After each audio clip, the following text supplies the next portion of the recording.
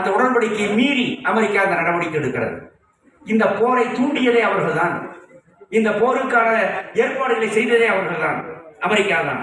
போரை நடத்துவது யார்? அமெரிக்காவும் ஐரோப்பிய நாடுகளும், பிரிட்டனும் ஜெர்மனியும் அமெரிக்காவும் தான் இந்த போரை நடத்துகிறது. யுக்ரைன் அரசு அல்ல. போர் நடக்கிற இடம்தான் யுக்ரைன். ஆக இது ஒவ்வொன்றுக்கு பின்னாலும் இருக்கக்கூடிய பொருளாதாரத்தை, ஒவ்வொன்றுக்கு பின்னாலும் இருக்கக்கூடிய வர்க்க ஏற்பாடுகளை, உலகத்து முதலாளிகளுடைய ஏற்பாடுகளை நாம் புரிந்து கொள்ள தவறக்கூடாது. இன்றைக்கு யுக்ரைனிலே மிகப்பெரிய யுத்தம் நடந்து கொண்டிருக்கிறது. அதை அமெரிக்கா தொடர்ந்து நடத்துவேன் என்று சொல்லிக் கொண்டிருக்கிறது. யுக்ரைனில் இந்த யுத்தத்தை பயன்படுத்தி அமெரிக்கா செய்தது என்ன? அமெரிக்காவில் இருக்கிற கனிமங்களை, சிறப்புக்குரிய கனிமங்கள், அதெல்லாம் அபூர்வ கனிமங்கள், அந்த கனிமங்களை எல்லாம் நான் இங்கிருந்து எடுத்து செல்வதற்கு யுக்ரைன் ஒத்துக்கொள்ள வேண்டும் என்று அவருடைய கழுத்தை நெரித்து ஒப்பந்தத்தை போட்டுக் கொண்டார். அமெரிக்கா என்னவெல்லாம் சொன்னது?